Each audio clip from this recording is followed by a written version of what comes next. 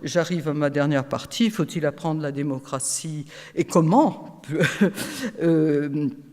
Alors, effectivement, on savait depuis longtemps qu'il fallait donner aux jeunes les outils pour pratiquer la démocratie, les outils d'émancipation intellectuelle. Hein, il y a une dimension cognitive, mais déjà Condorcet savait que ça ne suffisait pas. Et donc, il y a quelque chose d'autre à transmettre. Hein. J'espère que c'est déjà apparu à travers ce que j'ai exposé là. Il y a quelque chose qui relève effectivement d'une dimension supérieure à la vie individuelle, une dimension d'insertion dans un collectif, même si on n'a pas la religion, la foi, dans des objectifs communs, etc. Bon. Il y a forcément, et ça a été très bien montré à une certaine période de l'histoire, il y a quelque chose qui a été aujourd'hui complètement gommé, effacé de l'éducation, et qui réapparaît régulièrement. C'est pourquoi on se réintéresse à cette question, au moment où on s'aperçoit que les principes démocratiques sont contestés, sont mal compris, que les jeunes ne comprennent pas même la notion de liberté, et qu'ils pensent que être libre, c'est faire ce qu'on a envie de faire sans aucune contrainte. Ils ne voient pas qu'elle est associée à la loi et au droit, donc à un collectif qui garantit cette liberté. C'est vraiment, moi j'ai fait l'expérience avec mes étudiants. Qu'est-ce que la liberté? C'est pouvoir aller à 140 à l'heure sur l'autoroute. Hein. On n'ose pas le croire, mais c'est ça dans la mentalité générale. Donc, qu'est-ce que c'est que la liberté? Ça demande à être explicité, enseigné, quel est le rôle du collectif, et en particulier de la communauté politique. Et, grande question qui a été évoquée par les deux intervenants déjà, la question de l'intérêt général. Ça ne va pas de soi. Dans un monde qui prône l'utilité et la recherche de la satisfaction de ses intérêts, qu'est-ce que c'est que cette notion d'intérêt général? Ça tombe du ciel. Hein. Et on a beaucoup discuté de ça. Je vous parlerai de mon expérience pour terminer, parce que c'est extrêmement difficile. Avec raison, John Pitzer disait que la démocratie, c'est de la complexité. Et évidemment, c'est extrêmement complexe et de plus en plus complexe. Mais il y a une chose qui est encore plus complexe que le lien entre la liberté et la loi, c'est comment déterminer l'intérêt général. On sait à peu près ce que c'est que son intérêt personnel, ce qu'on recherche, son projet de vie même, éventuellement. Mais l'intérêt général, comment on relie ça à un collectif? Et donc, au bout du compte, comment, puisque c'est une des dimensions qui manque à la démocratie aujourd'hui, comment s'engager pour la chose publique si tout l'environnement social nous entraîne vers la satisfaction de nos désirs et besoins personnels et que l'utilité est devenue l'unique norme de la société. Donc, quand on voit, alors évidemment dans des périodes de violence, d'attentats terroristes, etc., ça revient encore plus fort, mais c'est une bonne chose d'une certaine manière parce que ça nous amène à nous poser des questions. Qu'est-ce qu'on a fait et qu'est-ce qu'on n'a pas fait? Parce que ces jeunes, ils ont été scolarisés. Qu'est-ce qu'on n'a pas fait? On n'a pas fait cet enseignement-là. Et on a vraiment tenu à ne pas appeler ça une éducation. Parce que vous savez, je pense que vous avez le même problème. Nous, on a les enseignements, les programmes scolaires, et puis plein d'éducation à la santé, à la sécurité routière, à la citoyenneté, à ceci, à cela. Et on ne sait pas très bien quel est le statut de ces éducations A. Et comme vous venez de le voir, ce qu'on veut mettre en place, c'est un véritable enseignement. Donc, on a un ministre du dernier gouvernement antérieur, mais le suivant a repris le flambeau, qui a décidé d'introduire dans les programmes scolaires un enseignement moral et civique. Alors, je vais vous dire rapidement qu'est-ce que c'est que cet enseignement moral et civique. Pourquoi moral et civique? Parce que, alors, ça a été très difficile. Hein. Là, il faut déconstruire aussi les préjugés, les réticences, les craintes, etc. Oh là là, on nous refait de la morale à l'école, l'encre violette, qui vole un œuf, vole un bœuf, etc. Qu'est-ce que ça va être que tout ça? Mais évidemment. Alors, on a pris la plume et le bâton de pèlerin pour expliquer que la morale, c'est juste l'action humaine qui est sous-tendu par la liberté. C'est-à-dire que la morale, c'est la prise de considération que l'être humain est un être qui est responsable de ses actes, qui n'est pas totalement déterminé, comme la boule qu'on lance sur le sol, qui est capable de réfléchir à ses actes, qui sait pourquoi il agit, ou qui essaie de le savoir, en tout cas qui est un être réflexif, parlant, pensant et libre. Et c'est ça, la dimension morale de l'humanité, qu'on n'apprend peut-être pas assez à l'école, on va en faire l'objet d'un enseignement. Alors pas comme je vous le raconte là, hein, ça serait trop long de vous expliquer les modalités de ce qu'on a voulu faire. Et pourquoi morale et civique? Le « et » est très important, parce que cette liberté, ce n'est pas une liberté individuelle, c'est une liberté à l'intérieur d'un collectif, qui est le kives, la police, le police au sens grec, la communauté de vie.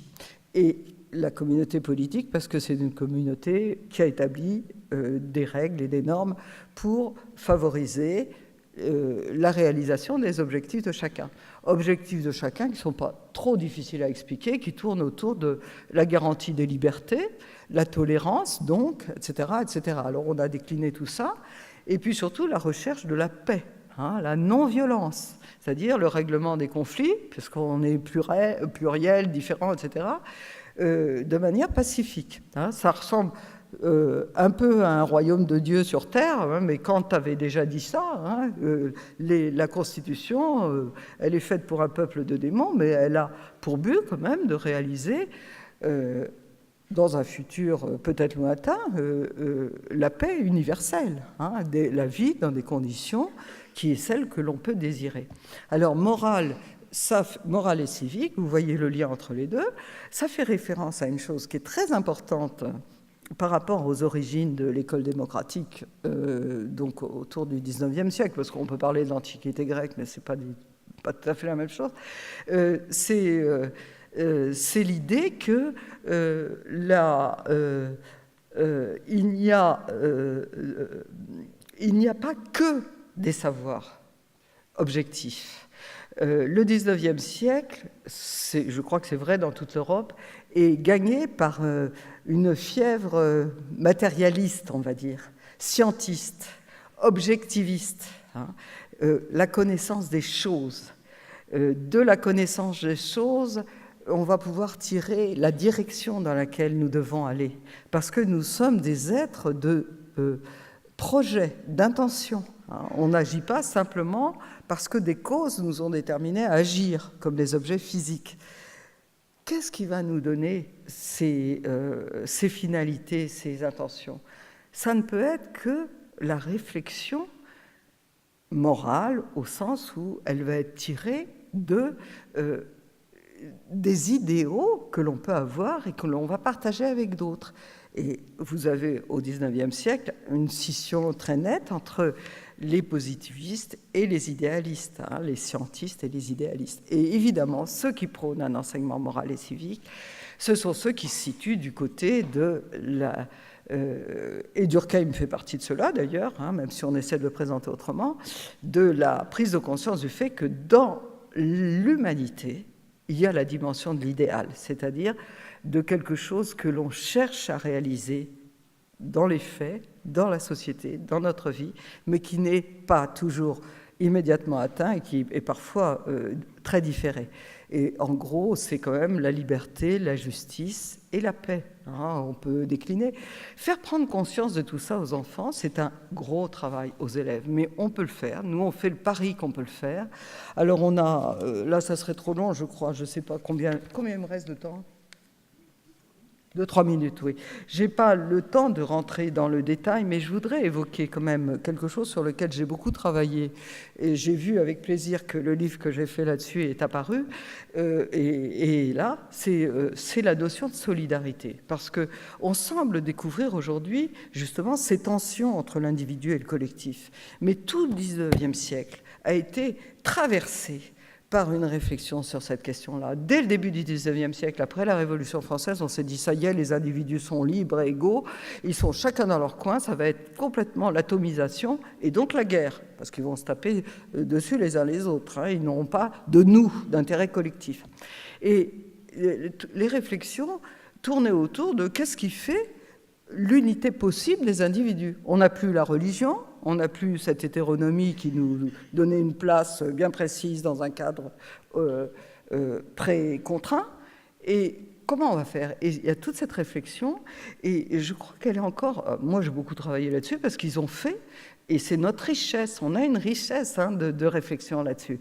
Ils ont fait des travaux d'enseignement moral et civique. Ils appelaient ça l'éducation du sens social. Comment on peut faire pour développer en même temps ce que je vous ai dit, c'est-à-dire la capacité de parler, d'argumenter, de défendre ses positions, de réfléchir au pourquoi de nos positions, etc., et en même temps arriver à un nous, à une décision collective. Et eux ont réfléchi sur l'éducation et ils ont fait des travaux très intéressants, en particulier en disant mais il faut tout simplement montrer aux jeunes qu'ils ne peuvent pas vivre tout seuls, qui sont dépendants les uns des autres. C'est d'une telle banalité. Hein. On ne peut pas... Vous savez que les Saint-Simoniens avaient inventé un habit pour les hommes qui était boutonné derrière, des gilets boutonnés derrière. Vous savez pourquoi? Pour qu'ils apprennent tous les matins en s'habillant qu'ils avaient besoin de quelqu'un pour les aider à s'habiller. Et Léon Bourgeois, qui est l'inventeur de ce courant solidariste, il disait, mais on peut montrer aux enfants que quand ils viennent à l'école, ils profitent de tous les travaux de leurs prédécesseurs. Ils mettent des habits qui sont faits avec des tissus qui viennent de l'autre côté de l'Atlantique, hein, d'Amérique. Ils utilisent la route qui a été façonnée par les maçons, etc. Et puis, ils utilisent des techniques qui ont été élaborées par des siècles de connaissances scientifiques, etc. Et on va leur donner l'illusion qu'ils sont des individus indépendants. Alors, je ne dis pas autonomes, c'est un autre mot, mais ils sont dépendants. L'interdépendance, c'est un fait. Et de ce fait, il va attirer un devoir. Hein. Il y a le fait et il y a l'obligation qui va avec. Et ben moi, si je profite de tout ça, de tous ces bienfaits qui m'ont été apportés par le reste de l'humanité, ben, je n'ai qu'un devoir, c'est au moins de le transmettre au suivant et, si possible, de l'accroître et de l'améliorer. Et du coup, alors, bon, vous lirez le livre, j'espère, et puis surtout le livre de Léon Bourgeois qui s'appelle « Solidarité », tout court. Mais c'est extraordinaire parce qu'il dit, il a fait un bouquin qui s'appelle « L'éducation de la démocratie », c'est pour ça que je l'ai relu pour préparer ce topo d'aujourd'hui. L'éducation de la démocratie, en 1904, c'était... Dans l'école, on peut faire quelque chose. Dans l'école, parce qu'on transmet les savoirs, parce qu'on peut faire comprendre aux jeunes. C'est un travail de connaissance et de réflexion qu'ils ne peuvent pas vivre tout seuls. Ils profitent de tout ce qui a été travaillé par d'autres. Et donc, ils doivent, et ça crée des obligations. D'où l'obligation de solidarité. Vous savez que quelqu'un comme Durkheim, qui est plus connu que Léon Bourgeois, il a participé à tous ces travaux. Il y avait des congrès d'éducation sociale dans les années 1900. Et il disait, lui, parce qu'il était fasciné par les universités allemandes qui faisaient des petits groupes là, de travail et de réflexion entre les étudiants, il disait il faut aussi leur apprendre le plaisir de travailler ensemble, le plaisir de la coopération, de l'entraide, etc., qu'ils réussiront mieux s'ils sont avec d'autres. Et ça s'apprend par la pratique, parce que je pense que vous m'auriez demandé, si j'en ai pas du tout parlé, comment on fait pour faire ces discours qui sont quand même des discours un peu pointus pour des gamins de 5 ans ou de 12 ans, eh bien, on peut, à l'intérieur de tous les systèmes scolaires et moi, je suis très aussi interrogatif par rapport à ce qui se passe dans les structures de vacances, hein, parce qu'on a exactement la même comment dire, diversification, les activités, le projet, tu te fais ton petit programme personnel, il n'y a plus aucun travail collectif, éveillé, etc. Et plus surtout de perspective éducative au sens collectif du terme. Hein. C'est répondre aux besoins et aux demandes de chaque enfant. en fonction de... Et donc, on peut très bien introduire par la pratique cette dimension-là. On n'est pas obligé de n'en faire que du discours plus ou moins moralisateur, encore qu'on a quand même balayé très clairement cette notion de leçon de morale, parce qu'il n'y a rien à voir, on s'adresse. Et ça, c'était dit déjà dans les premiers livres de morale qui ont été créés par certains philosophes au XIXe siècle, conscients de ces problèmes. On s'adresse à l'intelligence des enfants. On les amène à la réflexivité. C'est pourquoi, d'ailleurs, pour prendre des exemples d'aujourd'hui, on m'a posé la question, qu'est-ce que tu penses de la philosophie pour enfants ?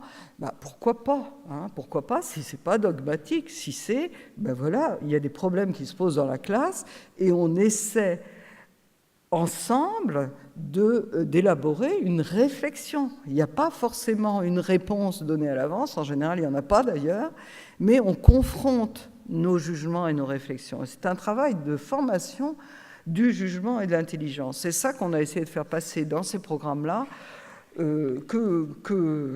auxquels j'ai contribué et puis que j'approuve. Et pour terminer, je vous donnerai les grands principes, un principe d'autonomie, mais qui va avec un principe de coexistence des libertés. Donc liberté de conscience, d'expression, du choix du sens de sa vie, mais aussi tolérance réciproque. Il y a un principe de discipline, pour ceux qui pensent que la liberté, c'est l'absence d'autorité ou de discipline, et un principe de discipline qui inclut le respect des droits et de la loi, l'égale considération des personnes. Le respect des personnes, c'est une obligation. La dignité, respecter autrui. Refus des discriminations, entraide, coopération. Et puis la dimension d'émancipation avec la confrontation des idées, développement de l'esprit critique et surtout la recherche de la vérité. Vous savez que nous sommes confrontés comme vous aux fake news et aux théories du complot, qui sont aussi d'ailleurs accentuées par l'usage des réseaux sociaux. Et donc l'idée de rechercher la vérité et d'essayer de confirmer les informations qui nous sont données, c'est une tâche d'éducation morale et civique ou d'enseignement moral et civique.